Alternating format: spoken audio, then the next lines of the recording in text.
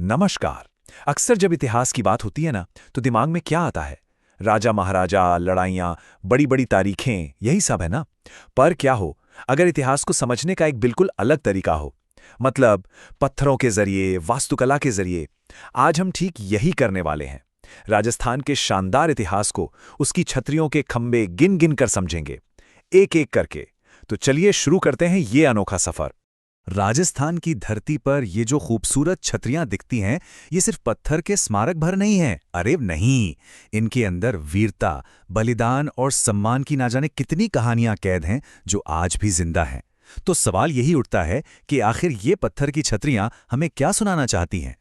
तो सबसे पहले ये समझ लेते हैं कि छतरी आखिर होती क्या है। सीधी सादी भाषा में कहें तो ये एक गुंबद वाला मंडप होता है। इसे किसी सम्मानित व्यक्ति, चाहे वो कोई राजा हो, रानी, संत या फिर कोई महान योद्धा, उसकी याद में एक स्मारक के तौर पर बनाया जाता है। तो चलिए अब अपनी गिनती शुरू करते हैं। सबसे बेसिक डिजाइन से हम एक खंभे वाली छतरी से शुरू करेंगे और फिर देखेंगे कि कैसे ये स्मारक धीरे धीरे और भी विशाल और शानदार होते चले जाते हैं। तो हमारी गिनती का पहला पड़ाव है नंबर 1। आपको जानकर हैरानी होगी कि हमारी पूरी लिस्ट में सिर्फ एक ही ऐसी छतरी है जो एक खंभे पर खड़ी है, और वो है रणथंभौर में। इसकी यही सादगी इसे इतना खास बनाती है और हमारी गिनती के लिए एकदम सही शुरुआती पॉइंट भी।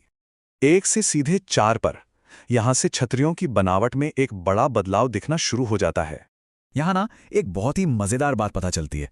4 खंभों वाली ज्यादातर छतरियां एक ही जगह पर हैं, चित्तौड़गढ़। चाहे वो श्रृंगार चौरी हो, संत रैदास हो या फिर वीर कल्ला राठौड़ की छतरी, ऐसा लगता है जैसे ये किला वाकई वीरों का घर है, नायकों की धरती है। 4 के बाद अगला पड़ाव है नंबर 6 का। देखते हैं 6 खंभों वाली छतरियां हमें कहां ले जाती हैं। यहां हमें 2 खास छतरियां मिलती हैं। एक तो दौसा में बंजारों को समर्पित छतरी, और दूसरी एक बार फिर से चित्तौड़गढ़ में। ये है वीर जयमल की छतरी। ये बात फिर साबित करती है कि चित्तौड़गढ़ का किला कितनी ऐतिहासिक कहानियों का गवाह रहा है। अब हम एक ऐसे नंबर पर पहुंच गए हैं जिसका राजस्थान के इतिहास में बहुत खास महत्व है। 8। 8 खंभों वाली छतरियां अक्सर बहुत ही प्रतिष्ठित लोगों के लिए बनाई जाती थी, चाहे वो अदम्य वीर महाराणा प्रताप हों या महान योद्धा महाराणा सांगा। 8 खंभों का इस्तेमाल अक्सर सबसे बड़े योद्धाओं और पूजनीय संतों को सम्मान देने के लिए होता था। ये संख्या जैसे शक्ति और सर्वोच्च सम्मान का प्रतीक बन गई थी। और हाँ, बडौली में हमें एक पल के लिए रुकना ही होगा। ये महाराणा प्रताप की छतरी है। ये सिर्फ एक स्मारक नहीं है, ये उनकी हिम्मत और स्वाभिमान को एक जीती जागती श्रद्धांजलि है। इसके 8 स्तंभ जैसे उनकी महानता की कहानी सुना रहे हों। तो अब हमारी गिनती एक नए लेवल पर पहुंच रही है। यहां से छतरियां सिर्फ बड़ी नहीं होती, बल्कि कहीं ज्यादा भव्य और इंट्रिकेट हो जाती हैं। ये आर्किटेक्चर में एक शानदार छलांग है। 10, 12, 16, 20 और फिर 32। देख रहे हैं कैसे खंभों की संख्या बढ़ती जा रही है? ये अक्सर उस व्यक्ति के बढ़ते रुतबे और प्रभाव को दिखाता है।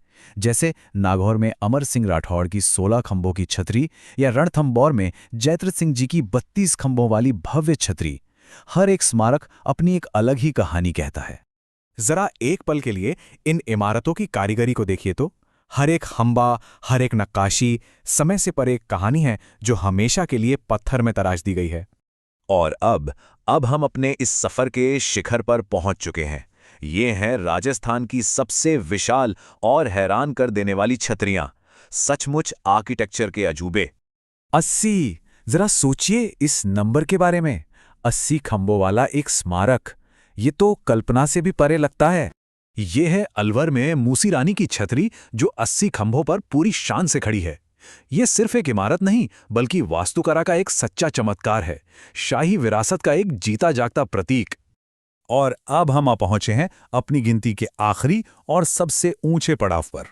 84 खंभों की छतरी। बूंदी में धाबाई देवी को समर्पित ये स्मारक इस आर्किटेक्चरल परंपरा का जैसे क्लाइमैक्स है। ये इस बात का सबूत है कि जब सम्मान और श्रद्धा जताने की बात आती है तो कला की कोई सीमा नहीं होती। तो इस पूरे खंभे दर खंभे सफर के बाद हमने क्या सीखा? इन पिलर्स का, इन स्तंभों का असली मतलब क्या है? देखिए, ये सिर्फ खंभों की गिनती नहीं है।